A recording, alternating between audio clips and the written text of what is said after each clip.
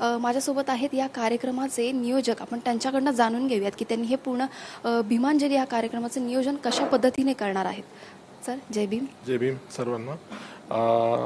खूप चांगला प्रश्न तुम्ही विचारलात की नियोजन या कार्यक्रमाचं कसं होतं. कारण की हा कार्यक्रम ज्यावेळेस आम्ही सर्वात प्रथम डॉक्टर हर्षदीप कांबळे सर यांनी ही संकल्पना मांडली त्यावेळेस जवळजवळ आमचे 1000 व्हॉलेंटियर्स 2016 साली आम्ही तरुण मुलं आणि मुली यांना सोबत घेऊन 125वी जयंती आम्ही बांद्रा कुर्ला कॉम्प्लेक्स येथे साजरी केली होती, जिथे जवळजवळ 1 लाखांपेक्षा जास्त लोक आली होती आणि अभिनेता आमिर खानही तिथे आले होते. तर त्यावेळेस असं डिस्कशन झालं की ते वर्ष जे आहे खूप वेगळं होतं. एक अर्थाने एक तर 125वी जयंती होती, 60वा धम्मदीक्षेचा सोहळा होता आणि 60वा महापरिनिर्वाण दिन होता आणि म्हणून हे पूर्ण वर्षच एक आगळं वेगळ्या पद्धतीने व्हायला पाहिजे. तर मग आपण काय करायचं. तर मग सगळ्यांसोबत चर्चा केल्यानंतर डॉक्टर हर्षदीप कांबळे सरांनी असं निर्णय घेतला की शास्त्रीय संगीत हे मूळतः बुद्धाची देण आहे. कारण भगवान बुद्धांनी ज्यावेळेस त्यांच्या शिष्यांना बोलवलं आणि आपल्या ज्या पाली भाषेतले उपदेश आहेत ते लोकांपर्यंत घेऊन जायचे असेल तर ते तुम्ही कसे घेऊन जाल. तर ते फक्त तुम्ही सांगितलं तर लोकांना एवढं कळत नाही, परंतु ते जर तुम्ही एक चालीतून बांधून सांगितलं किंवा संगीताच्या माध्यमातून तर ते जास्त लोकांपर्यंत ॲक्सेप्ट होईल. आणि म्हणून त्यांनी त्या काळच्या शास्त्रीय संगीतातल्या जे त्यांचे शिष्य होते त्यांना बोलावून काही गाथा त्यांच्याकडून गाऊन घेतल्या. म्हणजे मूळ शास्त्रीय संगीताचं जे उगमस्थान आहे ते बुद्धाने त्या काळापासून सुरुवात केलं. पण मधल्या काळामध्ये ही शास्त्रीय संगीत आपल्यापासून दूर गेलं होतं. आता ते परत आपण आपल्याकडे घेऊन यायला पाहिजे. आणि मग असं करताना मग कोण आहे जे पुढाकार घेऊ शकतं. आणि मग आपले पंडित मुकेश जाधव जे आंतरराष्ट्रीय कीर्तीचे तबलावादक तर आहेतच, परंतु जगातले जेवढे शास्त्रीय संगीतातले दिग्गज आहेत ते त्यांना मुलासारखं मानतात. खूप जवळचं त्यांचं स्नेहसंबंध आहे. आणि मग doctor Harshdeep Kamble sir, Pandit Mukesh Jadhav, Nikhil Meshram sir आणि आमची जी संपूर्ण टीम आहे राष्ट्रनिर्माते डॉक्टर बाबासाहेब आंबेडकर विचार महोत्सव समिती, ज्याच्यामध्ये डॉक्टर सचिन खरात सुद्धा खूप प्रामुख्याने होते. तर अशी सगळी एकत्र जमले आणि मग आम्ही ठरवलं की 60वा महापरिनिर्वाण दिनी बाबासाहेबांना शास्त्रीय संगीताच्या माध्यमातून आदरांजली व्हायची. आता ती व्हायची तर मग त्याची वेळ कधी, की जनरली असा एक आरोप केला जातो की बहुजन समाजातली लोक आळशी असतात, उशिरा उठतात. आणि प्लस दुसरं त्याला एक किनार अशी आहे की बाबासाहेब त्या काळी रात्र रात्र जागायचे का, की त्यांचा समाज झोपलेला होता. त्याही काळात टोमणे द्यायचे त्या समाजाला. आणि म्हणून बाबासाहेबांना जेव्हा कोणी विचारलं की तुम्ही असं रात्र रात्र का जागता, तर त्यांचं एक वाक्य आहे की माझा समाज निद्रिस्त अवस्थेत आहे. म्हणजे लिटरली झोपलेला नाही, पण तो एकदम त्याला निद्रिस्त केलं गेला. तर त्यांना मला जर उठवायचं असेल तर मला जागलं पाहिजे. आणि मग हा धागा पकडून आपण ही जी वेळ आहे ही वेळ आपण सकाळी पहाटे 6 वाजताची ठेवली. म्हणजे 6 डिसेंबर आणि 6 वाजता पहाटे.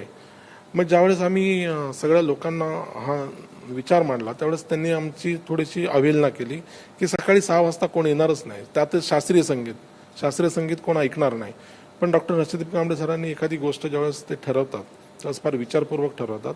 आणि ज्यावेळेस ते आमच्या लोकांना आदेश देतात, आम्ही त्यांचे जे सुपर कोऑर्डिनेटर आहोत, व्हॉलेंटियर आहोत, जे त्यांनी एक व्यवस्था बनवली आहे, त्यांच्याशी मिटिंग घेऊन त्यांना विश्वास होता की ही माझी मुलं आहेत, ही मुलं हा कार्यक्रम सक्सेस करणार. आणि आताही आमच्या अंगावर रोमांच उभे राहतात की ज्यावेळेस पंडित हरिप्रसाद चौरसियाजींनी पहाटे 6 वाजता त्यांच्या बासरीतून बुद्धम शरणम गच्छामी म्हटलंय आणि तो सेट चैत्यभूमीचा आम्ही Wadala college, doctor Babasaheb Ambedkar college इथे उभा केला होता. आणि त्यातून ती एकंदर सूर्योदय होतोय, ती किरणं येत आहेत आणि पंडित हरिप्रसाद चौरसी यांची ती ध्यानस्थ मूर्ती, पाठीमागे बुद्धांची ध्यानस्थ मूर्ती आणि बुद्धम शरणम गच्छामीची सूर. आणि हे ऐकायला जवळजवळ 3000 लोक पांढरे शुभ्र स्वच्छ कपडे परिधान करून तिथे आलेले. तर हा जो काही देखावा आहे त्यातूनच एक चांगला मेसेज पहिल्याच वर्षी गेला, त्यातून आम्हाला ताकद मिळाली. आणि मग आम्ही प्रत्येक वर्षी हा कार्यक्रम करायचा ठरवला. आज बोलता बोलता 1 दशक होत आलं. खूप मोठा 10 वर्ष होतात. आणि आपल्याला सगळ्यांना माहीत आहे की यावर्षी उस्ताद सुजात खान साहेब येत आहेत सितार वादनातलं. उस्ताद सुजात खान साहेब हे म्हणजे अत्युच्च नाव आहे सितार वादनातलं. आणि असं नाव आहे की नुसते ते जन्माने रॉयल नाही आहेत, तर या सीताराम वादनामध्ये पण त्यांचं एक वेगळं महत्त्व आहे. आणि ते असे कलाकार आहे की कोणी त्यांना 10 लाख जरी दिले तर तिथे ते जातीलच असं नाही. ती त्यांची इच्छा असते की मला इथे जायचं की नाही. परंतु जेव्हा डॉक्टर हर्षदीप कांबळे सर आणि पंडित मुकेश जाधवने त्यांना अप्रोच केला आणि बाबासाहेबांचं नाव, बाबासाहेबांसाठी मी येणारच, आणि त्यांनी हे निमंत्रण स्वीकारलं आणि यावर्षी ते येत आहेत. खूप मोठं नाव आहे आणि यावर्षीचा कार्यक्रमही आगळा वेगळा होणार आहे कारण हे 10वं वर्ष आहे. तर हे सगळं नियोजन हे आमची मुलं करतात, आमची व्हॉलेंटियर, कोऑर्डिनेटर आणि सुपर कोऑर्डिनेटर करतात.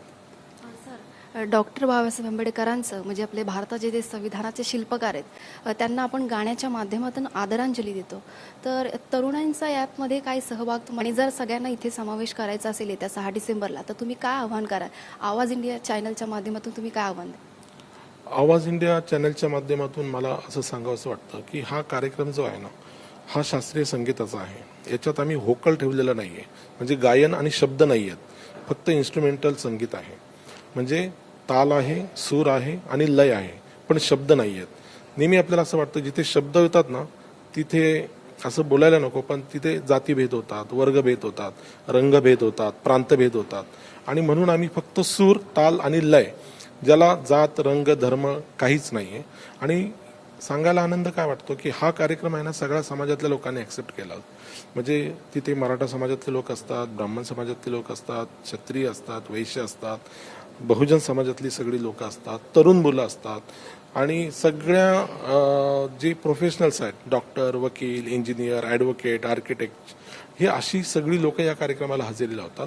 म्हणजे हे जे संगीत आहे हे जात, धर्म, पंथ, रंग, प्रांत ते त्याच्या पलीकडे आहे. म्हणजे याचं मूळच उगम पण तसा आहे आणि हे आम्ही अचीव पण केलं आहे, याचा आम्हाला खूप अभिमान वाटतो. आणि तरुण मुलं हा कार्यक्रम संपूर्ण कंडक्ट करतात. मुली आणि मुलं हे व्हॉलेंटियर असतात, तेच सगळ्या तळागाळात जाऊन या अशा प्रकारचे आम्ही स्टिकर्स केलेले आहेत. म्हणजे स्टिकर्स आम्ही विहारामध्ये लावतो आणि या स्टिकरच्या माध्यमातून जवळजवळ असे आम्ही 200 विहारांवर हे स्टिकर लावणार आहोत. त्याच्यानंतर आम्ही हे असे पॅम्पलेट्स केलेले आहेत. हे असे 300 पॅम्पलेट्स आम्ही प्रत्येक जे येणारे ज्यांना संगीत कळतं अशा लोकांना देतो. आणि सगळ्यात मला सांगायला आनंद वाटतो की ही जी पत्रिका आहे ही इतकी वैशिष्ट्यपूर्ण आहे की ही पत्रिका तुम्ही हातात घेतल्यानंतरच तुम्हाला या कार्यक्रमाला यावंसं वाटेल. हे असं इथे बाबासाहेबांचा फोटो आहे. हा इंटरनॅशनल मल्टीनॅशनल कंपनीच्या जे IIT IIM केलेली लोक आहेत त्यांनी हे डिझाईन केलेलं आहे. आमचे शैलेश तामगाडगे आहेत, तर त्यांनी हे अत्यंत असं सुंदर. आणि इथे या दुसऱ्या पेजवर बाबासाहेबांबद्दलची सर्व सुंदर माहिती अगदी थोडक्यामध्ये दिलेली आहे. त्यानंतर हे इथे धम्मचक्र आहे आणि इथे जी कलाकार ते परफॉर्म करणार आहेत त्यांची सगळी माहिती असते. आणि त्यानंतर पाठीमागे हा तालविहार संगीत संस्था पुणे यांचा लोगो, राष्ट्रनिर्माते डॉक्टर बाबासाहेब आंबेडकर विचार महोत्सव समितीचा लोगो, त्यांचं नाव आणि हे असं सुंदर मुखपृष्ठ असं. तर अशा पद्धतीचं हे अत्यंत क्वालिटीचं हे आम्ही निमंत्रण ज्यावेळेस देतो लोकांना तर ते हातात घेतलं त्यांना राहत नाही. काही लोकांनी तर याचे आर्काइव्स करून ठेवलेत, म्हणजे त्यांच्या घरामध्ये तुम्हाला 10 वर्षाचे या निमंत्रण पत्रिका दिसतील. आणि सगळ्यात त्याच्यापेक्षा आणखी महत्त्वाचं की हा कार्यक्रम जर आपल्याला तसा बघायला गेलो आपण तर 1000, 2000, 5000, 10,000 असं तिकीट असतं, परंतु हा कार्यक्रम विनामूल्य आहे, फ्री ऑफ कॉस्ट आहे. म्हणजे याच्यामध्ये कुठलाही व्यक्ती या कार्यक्रमाला येऊन बसू शकतो.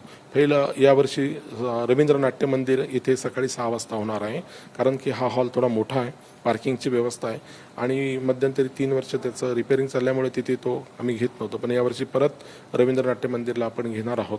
अत्यंत सुंदर अशा प्रकारचं तिचं डिझायनिंग असणार आहे आणि आम्ही सगळ्यांनी विनंती करतो की आपण या पहिल्या 3 रांगा फक्त आरक्षित आहेत, जवळजवळ 1000 सीट्स आहेत तिथे, आपण सगळे येऊन त्या कार्यक्रमाचा तिथे आनंद घेऊ शकतो. या कार्यक्रमाचं अजून एक वैशिष्ट्य म्हणजे की हा महापरिनिर्वाण दिन आहे, म्हणजे बाबासाहेबांचा एका अर्थाने आपण श्रद्धांजली वाहतो. त्याच्यामुळे हे जे संगीत आहे हे धांगडधिंगाचं संगीत नाही आहे किंवा हे काय एन्जॉयमेंटचं मनोरंजनाचं संगीत नाही आहे, तर हे मेडिटेशनचं संगीत आहे. म्हणजे तुम्ही ध्यानस्थ होऊन तुम्ही चिंतन करायचं, बाबासाहेबांचे विचार आठवायचे आणि अक्षरशः तिथे ज्यावेळेस लोक ते ऐकतात ते चिंतनात जातात, ध्यानात जातात आणि ते विचार करतात की बाबासाहेबांनी आपल्याला जे सांगितलं आहे त्यांचा जोरात आपल्याला पुढे घेऊन जायचा आहे, तो आपल्याला आता थांबवायचा नाही, तो पुढे घेऊन जायचा आहे. तर अशा प्रकारचे अनेक संदेश आम्ही या शास्त्रीय संगीताच्या कार्यक्रमातून देतो.